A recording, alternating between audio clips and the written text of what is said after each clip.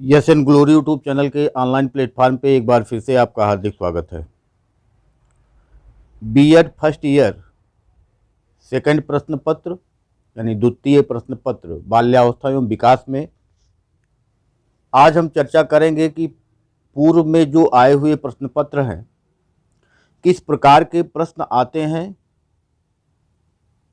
कितने प्रश्न आते हैं, कितने प्रश्नों का उत्तर देना होता है, इसकी चर्चा हम आज की इस वीडियो में करेंगे।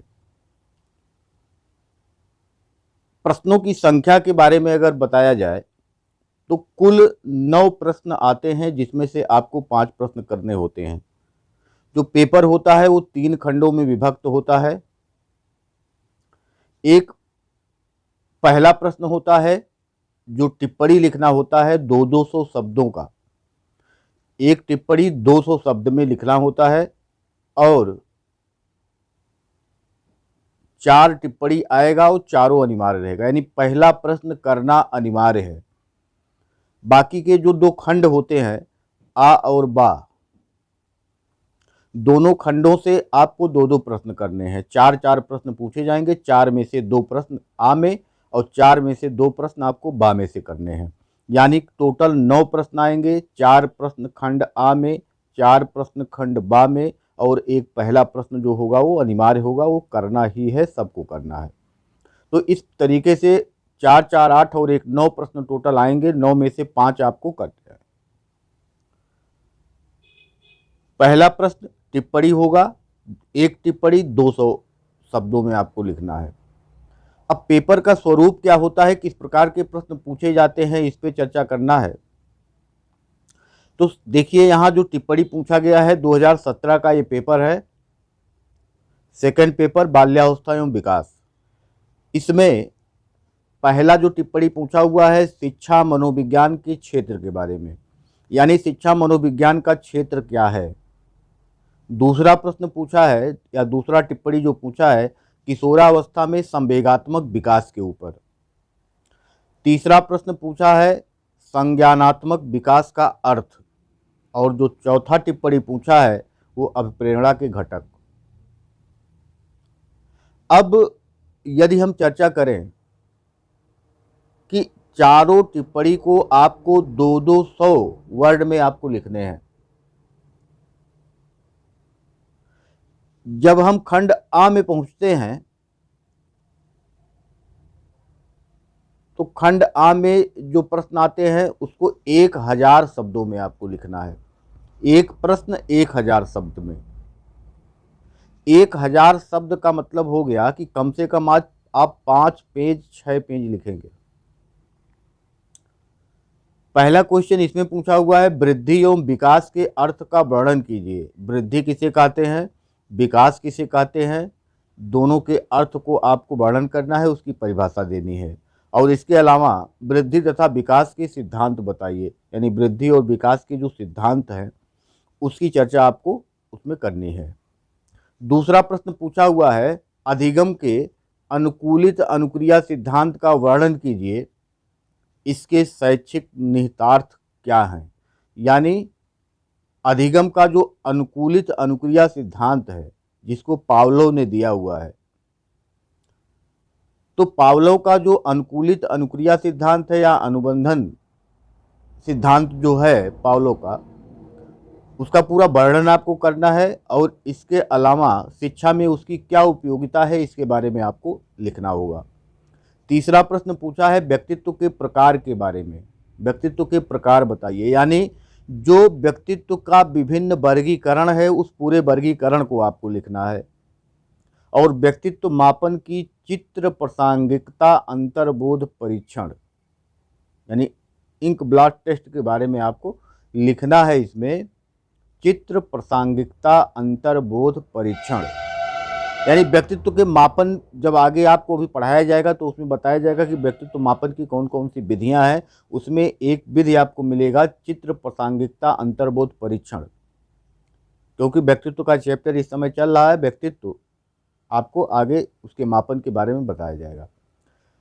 अगला जो क्वेश्चन है विशिष्ट बालकों के प्रकार बताइए, मानसिक रूप से मंद बुद्धि बालकों का वर्गीकरण कीजिए।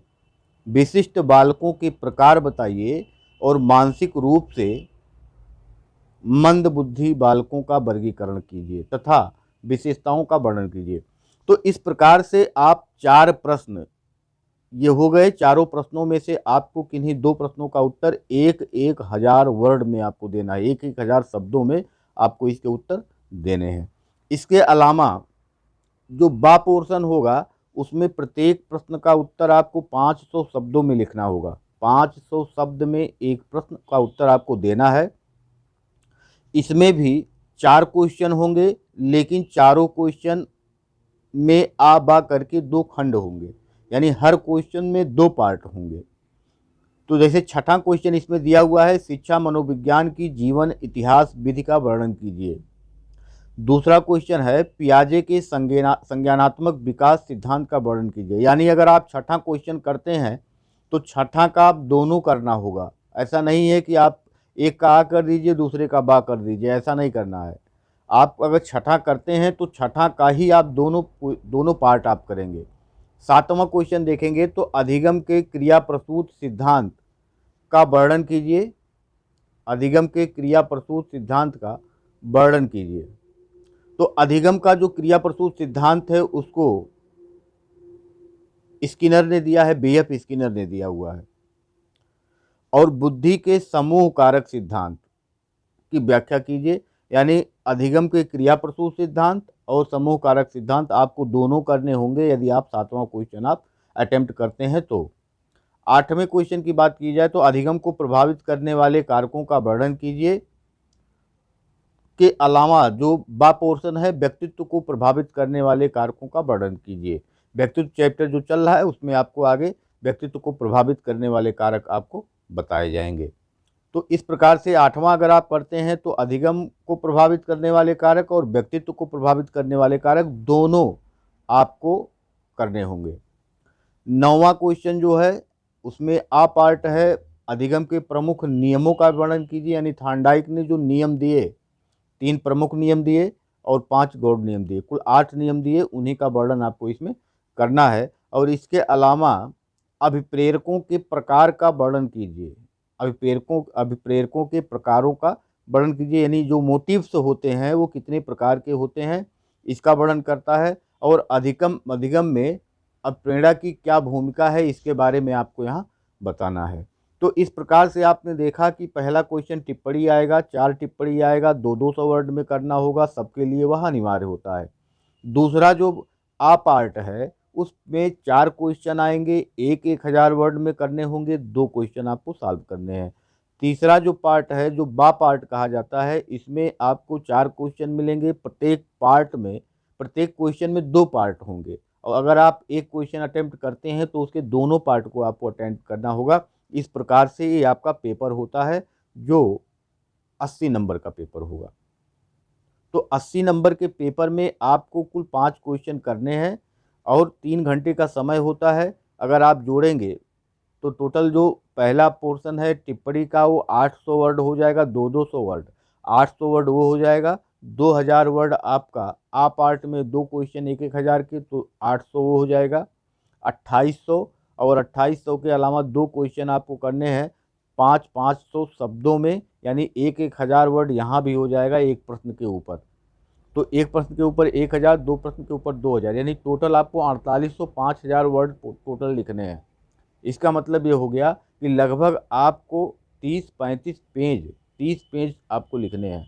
और 30 पेज लिखने के लिए आपको पहले से ही तैयारी होनी चाहिए, आपकी स्पीड होनी चाहिए, जिससे अब फ्रेमिंग आप क्वेश्चन का किस प्रकार से करेंगे इसकी जानकारी आपको होनी चाहिए कि किस क्वेश्चन में हमको लिखना क्या है और कितना लिखना है इसकी जानकारी आपको होनी चाहिए। तो इस प्रकार पेपर का जो प्रारूप होता है इसी प्रकार का आता है। ये 2017 का पेपर था।